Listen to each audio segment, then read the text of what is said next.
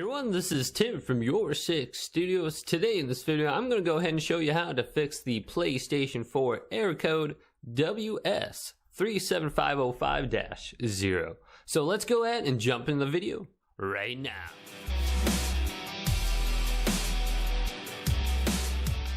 So you typically receive this error on the PlayStation 4 when the connection between the PlayStation 4 and the server has failed. Now, this can be related to the PlayStation servers or even the game server that you're playing, like Fortnite, Warzone, or Rocket League, or etc. So how can we fix this? So first off, we need to know which server has failed. Is it the game server or is it PlayStation Network? So let's go up to the top and go to Settings, and then scroll down and go to Network. And then go to Test Internet Connection.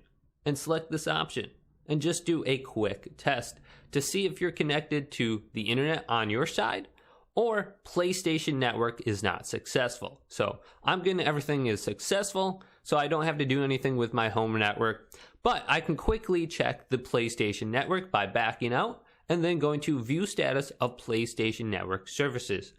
And this will give me an idea if everything is up and running on PlayStation sides as well. So if you see something not working on here, this is probably your problem and you aren't able to fix it. So everything is up and running right here. All services are running and they're good. So if everything is up and running on this side and your home network is working, it's probably the game that you're playing. So you'd probably want to go to Twitter and check their Twitter page to see if their network is down or their game services are down, just to verify that that is the problem.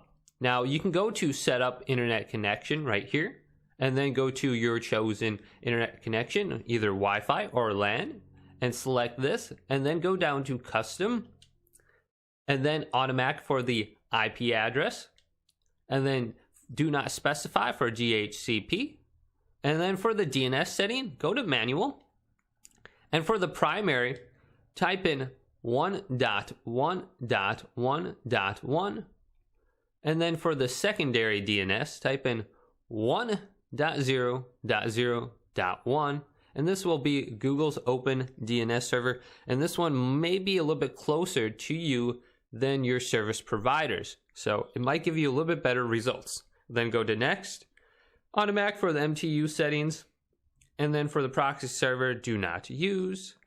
And then test your internet connection again and see if this improved it at all. So mine is at 200 for the download and 3.9 for the upload.